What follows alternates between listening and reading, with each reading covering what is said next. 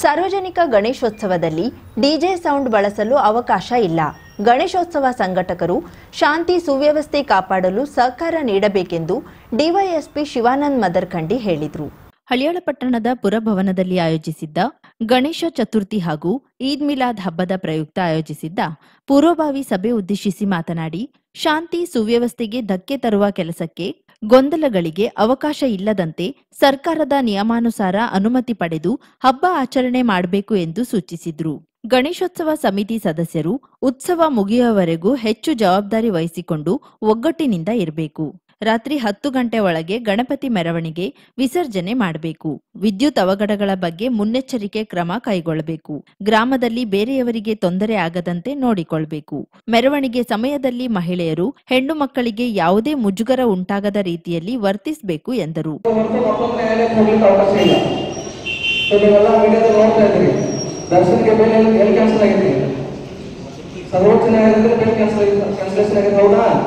So ಅಲ್ಲೇ review petition ಹಾಕೋದು ಅಷ್ಟೇ, ಮತ್ತೊಂದು ಕೇಸಿಗೆ ಹೋಗಿ ಅಲ್ಲಿ ಕೇಳೋದು ಅದು ಬೇರ್ಪಡಿ ಅಂತ ಬಿಟ್ರೆ ಮತ್ತೊಂದು ಅಷ್ಟು ದೊಡ್ಡ ನ್ಯಾಯಾಲಯ ಇಲ್ಲ.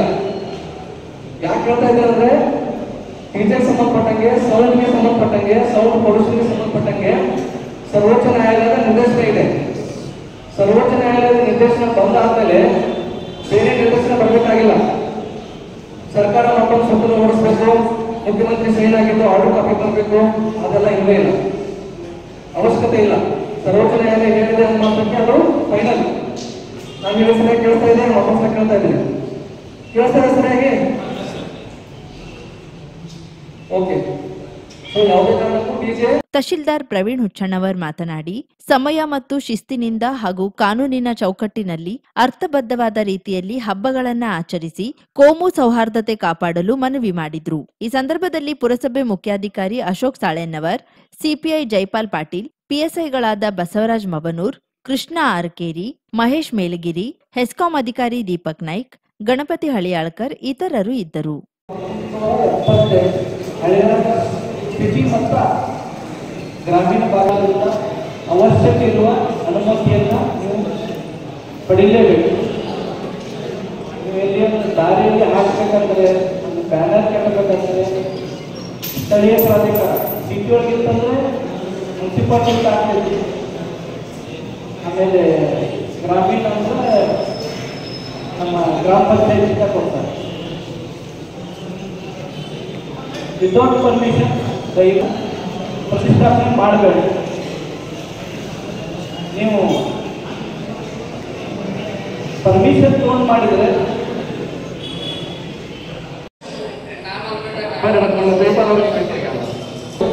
ಅದೇ ಥರ ನಾವು ಸೌಹಾರ್ದತೆಯಿಂದ ಎಲ್ಲ ಹಬ್ಬಗಳನ್ನು ಆಚರಿಸ್ತಾ ಬಂದಿದ್ದೇವೆ. ಮುಂದಿನ ದಿನಮಾನಗಳಲ್ಲೂ ಸಹ ನಮ್ಮ ಸಿಪಿಐ ಸರ್ಕಾರಗಳು, ಎಲ್ಲ ಅಧಿಕಾರಿಗಳು ಒಳ್ಳೆ ಸಲಹೆ ಸೂಚನೆ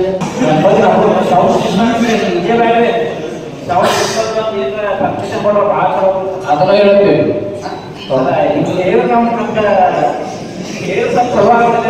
ಹೇಳ್ತೀವಿ, ಇನ್ನೂ ಮಾತಾಡೋದು ಕೊಡ್ತಾರೆ, ನಾವು ಮನುಷ್ಯನನ್ನ ಆತನ ಜ್ಞಾನ, ವಿದ್ವತ್ತು, ಅನುಭವಗಳಿಂದ ಅಳೆಯಬೇಕೇ ಹೊರತು ಶ್ರೀಮಂತಿಕೆಯಿಂದ ಅಳೆಯಬಾರದು. ಆದರೆ ಇಂದು ಆಧುನಿಕತೆಯ ಶೋಕಿಯಲ್ಲಿ ಮನುಷ್ಯ ಮೌಲ್ಯಗಳನ್ನು ಮಾರಿಕೊಳ್ಳುವಂತಹ ನಿದರ್ಶನಗಳನ್ನು ಕಾಣುತ್ತಿದ್ದೇವೆ ಎಂದು ದಾಂಡೇಲಿಯ ಸಹಾಯಕ ಅರಣ್ಯ ಸಂರಕ್ಷಣಾಧಿಕಾರಿ ಸಂತೋಷ್ ಚೌಹಾಣ್ ನುಡಿದರು.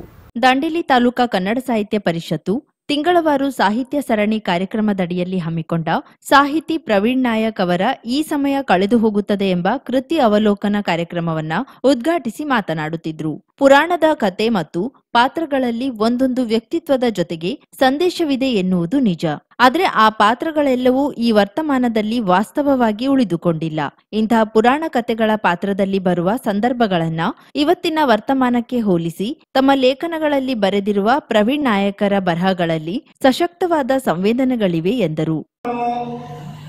ದೇವರು ಅನ್ನಬೇಕು ಅಥವಾ ಪತ್ನಿ ಪೀಡಕ ಅನ್ನಬೇಕು ಅಂತಂದು ವಿಮರ್ಶಾತ್ಮಕವಾಗಿದೆ.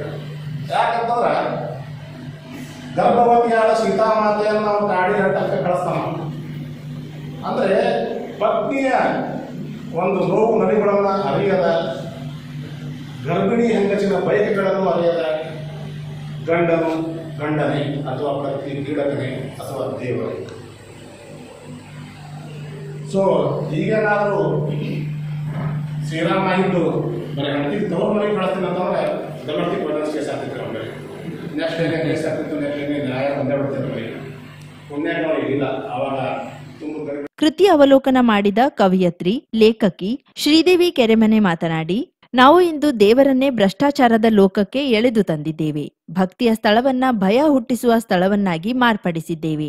ಇದು ಆತಂಕದ ವಿಚಾರ ಎಂದು ಹೇಳಿ, ಸಾಹಿತ್ಯ ಇಂತಹ ಸೂಕ್ಷ್ಮ ಸಂಗತಿಗಳ ಮೇಲೆ ಬೆಳಕು ಚೆಲ್ಲುವ ಕೆಲಸವನ್ನ ಮಾಡಬೇಕಾಗಿದೆ ಎಂದರು.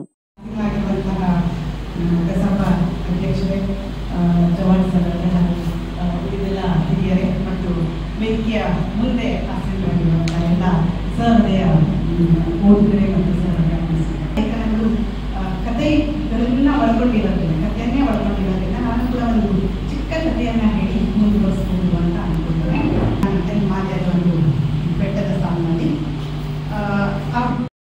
ಕೃತಿಕಾರ ಪ್ರವೀಣ್ ಜಿ ನಾಯಕ್ ಮಾತನಾಡಿ, ಸಾಹಿತ್ಯ ಯಾವತ್ತೂ ನಿಂತ ನೀರಾಗಬಾರದು.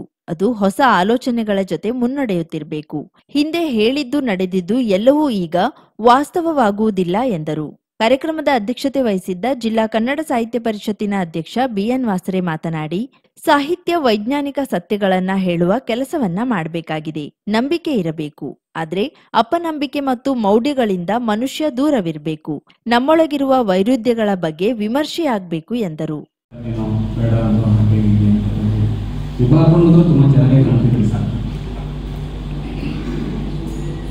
ನಾನು ಹೀಗೆ ಇರಬೇಕು ಅನ್ನುವ ಒಂದು ಸ್ಥಿತಿ ಇದೆಯಲ್ಲ, ಅದನ್ನು ಅಲ್ಲ ಹೇಳಿಲ್ಲ. ನನಗೆ ಎಷ್ಟೋ ಸಲ ಹೇಳ್ತಿದ್ರು, ನೀನು ಏನದು ಜಾಕೆಟ್ ಹಾಕಬೇಕು, ಒಬ್ಬ ತೀರ ವಿಚಾರವಾದಿಯ ಹಾಗೆ, ಒಬ್ಬ ಸಾಹಿತಿಯ ಹಾಗೆ, ಒಬ್ಬ ಚಿಂತಕನ ಹಾಗೆ ನಮ್ಮ ಜೊತೆಗೆ ಕೂತ್ಕೊಂಡಿದ್ರು. ಮತ್ತೆ ಹಾಗೆ ಜಿಲ್ಲಾ ಕನ್ನಡ ಸಾಹಿತ್ಯ ಪರಿಷತ್ತಿನ ಗೌರವ ಕೋಶಾಧ್ಯಕ್ಷ ಮುರ್ತುಜಾ ಹುಸೇನ್ ಆನೆಹುಸೂರ್, ಕನ್ನಡ ಸಾಹಿತ್ಯ ಪರಿಷತ್ತಿನ ದಾಂಡೇಲಿ ತಾಲೂಕಾ ಘಟಕದ ಅಧ್ಯಕ್ಷ ನಾರಾಯಣ್ ತಿಂಗಳವಾರು ಹಮ್ಮಿಕೊಂಡಿರುವ ಸರಣಿ ಕಾರ್ಯಕ್ರಮದ ಬಗ್ಗೆ ತಿಳಿಸಿದ್ರು. ಕಾರ್ಯಕ್ರಮದ ದಾಸೋಹಿಗಳಾಗಿದ್ದ ಪ್ರವೀಣ್ ಜಿ ನಾಯಕ್ ಹಾಗೂ ನಾಗರೇಖಾ ಗಾಂವ್ಕರ್ ದಂಪತಿಯನ್ನ ಕಸಪ ಪದಾಧಿಕಾರಿಗಳು ಸನ್ಮಾನಿಸಿ ಗೌರವಿಸಿದ್ರು. ಸಾಹಿತಿ ನಾಗರೇಖಾ ಗಾಂವ್ಕರ್ ಸ್ವಾಗತಿಸಿದ್ರು. ಕಸಪ ದಾಂಡೇಲಿ ತಾಲೂಕಾ ಘಟಕದ ಕಾರ್ಯದರ್ಶಿ ಪ್ರವೀಣ್ ನಾಯಕ್ ಪ್ರಾಸ್ತಾವಿಕ ನುಡಿದರು. ಸಾಹಿತಿ ವೆಂಕಮ್ಮ ನಾಯಕ್ ವಂದಿಸಿದ್ರು. ಉಪನ್ಯಾಸಕಿ ಅನಿತಾ ಕುಮಾರಿ ನಿರೂಪಿಸಿದ್ರು. ಕಸಪ ಗೌರವ ಕಾರ್ಯದರ್ಶಿ ಗುರುಶಾಂತ್ ಜಡೆ ಹಿರೇಮಠ, ಗೌರವ ಕೋಶಾಧ್ಯಕ್ಷ ಶ್ರೀಮಂತ ಮದರಿ ಹಾಗೂ ಕಲ್ಪನಾ ಪಾಟೀಲ್, ಆಶಾ ದೇಶಭಂಡಾರಿ, ಸುರೇಶ್ ಪಾಲನ್ಕರ್, ಸುರೇಶ್ ಕಾಮತ್ ಮೊದಲಾದವರು ಸಹಕರಿಸಿದ್ರು. ಅವಲೋಕನ ಕಾರ್ಯಕ್ರಮದಲ್ಲಿ ಸ್ವಾತಂತ್ರ್ಯದ ಬಗ್ಗೆ ಹೇಳ್ತಾ ಇದ್ದಾರೆ. ಯಾಕೋ ನಾವು ಈ ಅರಣ್ಯ ಇಲಾಖೆಯವರಿಗೆ ಕರಿಬಾರ್ದು, ಇವರಿಗೆ ಕಥೆ, ಕಾದಂಬರಿ, ಸಾಹಿತ್ಯ, ಕವನ, ಕೃತಿಗಳ ಬಗ್ಗೆ ಗೊತ್ತೈತೋ ಇಲ್ಲೋ, ಯಾಕೆ ಕರೆದ್ವಿ, ಎತ್ತಣ ಮಾಮರ, ಎತ್ತಣ ಹೋಗಿವೆ ಗೊತ್ತಿರ. ಸೊ ಗೋಕುಲಾಷ್ಟಮಿಗೂ ವಿಧಾನಸಭೆಗೂ ಯಾವ ರೀತಿ ಸಂಬಂಧನೋ ಹಂಗ ಈ ಒಂದು ಕೃತಿ ಅವಲೋಕನ. 50,000ಕ್ಕೂ ಅಧಿಕ ಸಬ್ಸ್ಕ್ರೈಬರ್ಸ್, 1.68 ಕೋಟಿಗೂ ಮೀರಿದ ವ್ಯೂಸ್, ಸುದ್ದಿಯೊಂದು 10 ಲಕ್ಷಕ್ಕೂ ಹೆಚ್ಚು ವ್ಯೂಸ್ ಕಂಡ ಹೆಗ್ಗಳಿಕೆ, ವಸ್ತುನಿಷ್ಠ ಮತ್ತು ಖಾತ್ರಿಯಾದ ವರದಿಗಾರಿಕೆ, ಉತ್ತರ ಕನ್ನಡದ ಅತಿ ಹೆಚ್ಚು ಸಬ್ಸ್ಕ್ರೈಬರ್ ಹೊಂದಿರುವ ಯೂಟ್ಯೂಬ್ ಚಾನೆಲ್. ಕರಾವಳಿ ಮುಂಜಾವು ಡಿಜಿಟಲ್ ವೀಕ್ಷಕರಿಗೆ ಧನ್ಯವಾದ. ಇನ್ಮುಂದೆ ಸುದ್ದಿಯೆಲ್ಲ ಮತ್ತಷ್ಟು ಸೊಗಸು.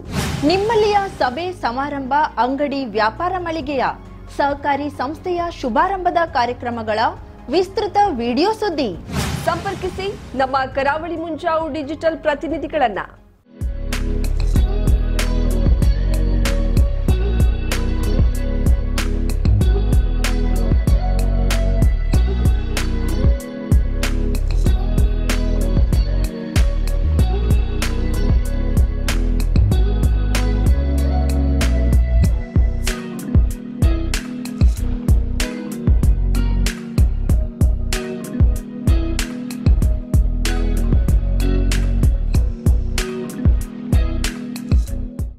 ಸಮಾರಂಭ ನಿಮ್ಮದು, ಸಂಭ್ರಮ ನಮ್ಮದು. ನೋಡ್ತಾ ಇರಿ ಕರಾವಳಿ ಮುಂಜಾವು ಡಿಜಿಟಲ್.